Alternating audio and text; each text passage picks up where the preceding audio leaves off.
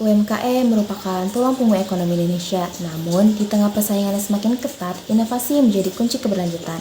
Dapur Rahmat, sebuah usaha kuliner yang telah berdiri di Sorong, Papua Barat Daya, menghadapi tantangan stagnasi omset dan kesulitan menjangkau pasar baru. Bagaimana solusi terbaik untuk mengatasi permasalahan ini? Kami memilih pendekatan design thinking, sebuah metode inovatif yang berpusat pada pelanggan dengan memahami kebutuhan mereka secara mendalam, merumuskan tantangan dengan presisi, dan mengembangkan solusi kreatif yang dapat diuji secara langsung. Kami berupaya membawa Dapur Rahmat ke tingkat pertumbuhan berikutnya. Sebelum kita masuk ke pembahasan lebih lanjut, perkenalkan kami dari MN22L yang beranggotakan saya sendiri, Fitri Berianti, Nira Nur Fajriyah, Muhammad Rizky Akbar, Meksya Aulia Seruni, Darsia Mariani Asem, dan Eli Arfayan. Bersama-sama, kami telah menerapkan design thinking secara komprehensif untuk membantu Dapur Rahmat menghadapi tantangan bisnisnya. Dalam presentasi ini, kami akan menunjukkan bagaimana setiap tahapan design thinking diterapkan secara nyata, mulai dari penggalian wawasan pelanggan hingga pengembangan solusi yang berdampak. Mari kita eksplorasi bersama bagaimana inovasi dapat menjadi kunci keberlanjutan bagi UMKM. Penerapan design thinking dalam menyelesaikan permasalahan UMKM Dapur Rahmat. Usaha mikro, kecil, dan menengah UMKM merupakan fondasi vital bagi perekonomian Indonesia. Terbukti dari kontribusinya yang signifikan terhadap produk domestik bruto (PDB) dan penyerapan tenaga kerja. Namun, di tengah gelombang persaingan pasar yang kian ketat dan perubahan preferensi konsumen yang tak henti, banyak UMKM dihadapkan dengan dilema adaptasi. Melanjutkan pembahasan sebelumnya, saya akan membahas landasan teori UMKM, yaitu definisi dan karakteristiknya.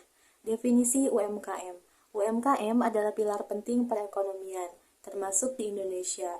Berdasarkan Undang-Undang Nomor 20 Tahun 2008, UMKM dikelompokkan berdasarkan aset dan omset. Yang pertama ada usaha mikro dengan kekayaan bersih maksimal 50 juta rupiah atau penjualan tahunan maksimal 300 juta rupiah.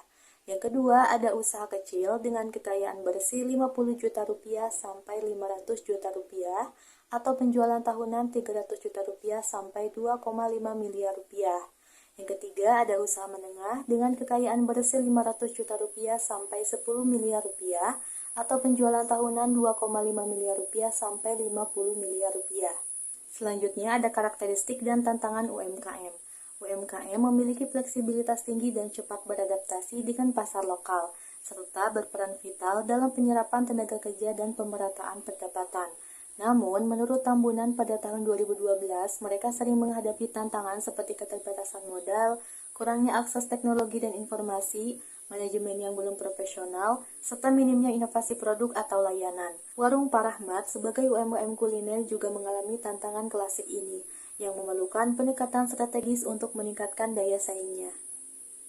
Baik, selanjutnya ada design thinking. Sebelum ke pembahasan, saya akan menjelaskan terlebih dahulu apa itu design thinking. Jadi, design thinking ini merupakan sebuah pendekatan penyelesaian masalah yang memang berfokus pada manusia atau penggunanya. Jadi ketika sebuah bisnis ingin melakukan sebuah pengembangan yang dari bisnisnya, mereka harus melihat terlebih dahulu nih apa yang menjadi kebutuhan dari si pelanggannya gitu atau penggunanya. Dalam pelaksanaannya, design thinking ini meliputi beberapa tahapan. Jadi setidaknya ada 5 tahapan yang dilakukan oleh sebuah perusahaan untuk melakukan design thinking. Yang pertama itu diawali dari empati atau empati ya. Jadi empati ini tuh bagaimana si perusahaan itu peduli terhadap keluhan pelanggannya, apa yang menjadi kebutuhan dari para penggunanya gitu. Dan memang mereka melihat dari situ apa yang menjadi keluhan utama, permasalahan apa yang dialami oleh para penggunanya. Lalu setelah tahap empati ini, yang kedua ada yang namanya define atau pendefinisian masalah. Nah, setelah sebuah masalah itu diketahui ya, memang misalnya nih sebuah permasalahan dari pelanggan, ada satu keluhan gitu ya, atau permasalahan yang memang menjadi kebutuhan mereka, perusahaan itu mendefinisikan permasalahan utamanya apa. Nah, dengan cara mereka mengidentifikasi permasalahan yang ada gitu. Lalu setelah perusahaan berhasil mendefinisikan permasalahan yang ada, barulah mereka melakukan yang namanya ideasi. Nah, ideasi ini meliputi pemunculan beberapa ide-ide yang memang dianggap efektif ya untuk menyelesaikan permasalahan yang ada.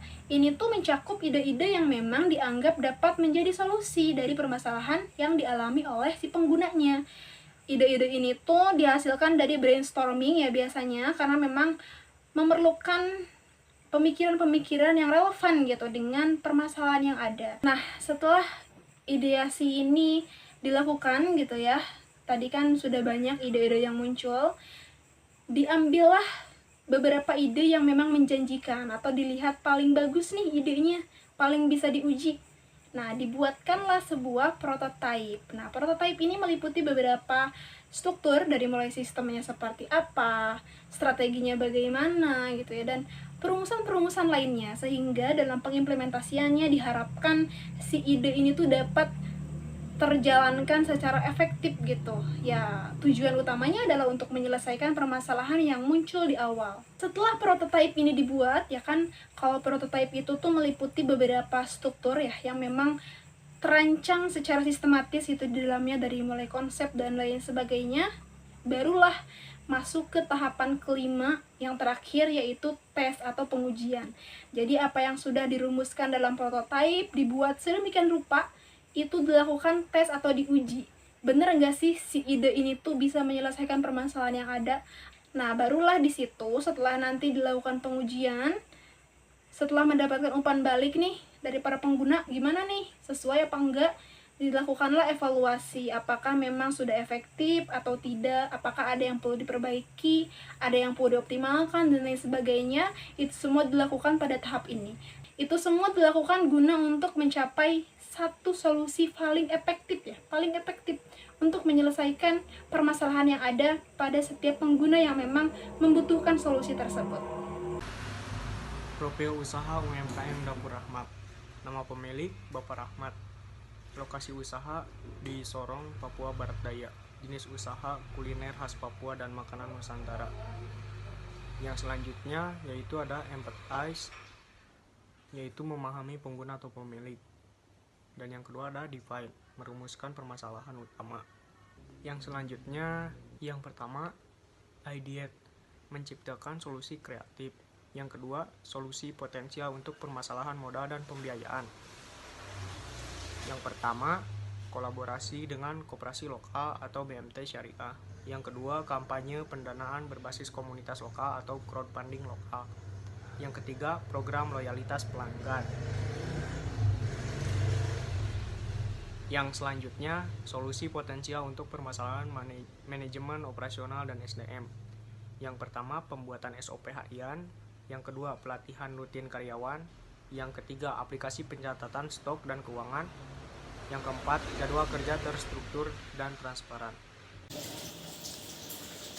Melalui pendekatan design thinking, Dapur Rahmat kini memiliki fondasi yang lebih kuat untuk berkembang, mulai dari sistem manajemen operasional yang lebih terstruktur hingga akses pembiayaan yang lebih jelas. Setiap langkah yang telah diterapkan membawa dampak nyata bagi keberlanjutan usaha ini. Inisiatif seperti pengembangan SOP dapur, pelatihan internal, pencatatan keuangan, dan simulasi akses pembiayaan syariah telah membuka peluang baru bagi Dapur Rahmat untuk terus maju, tanpa meninggalkan identitas kuliner khas Papua yang menjadi kekuatan utamanya. Kami dari MN22L berterima kasih atas perhatian dan dukungan dalam perjalanan ini. Semoga pendekatan design thinking dapat terus menjadi inspirasi bagi UMKM lainnya dalam menghadapi tantangan bisnis dan menciptakan inovasi yang berdampak nyata. Sekian dari kami, mohon maaf bila banyak kesalahan. Wassalamualaikum warahmatullahi wabarakatuh dan sampai berjumpa di lain kesempatan.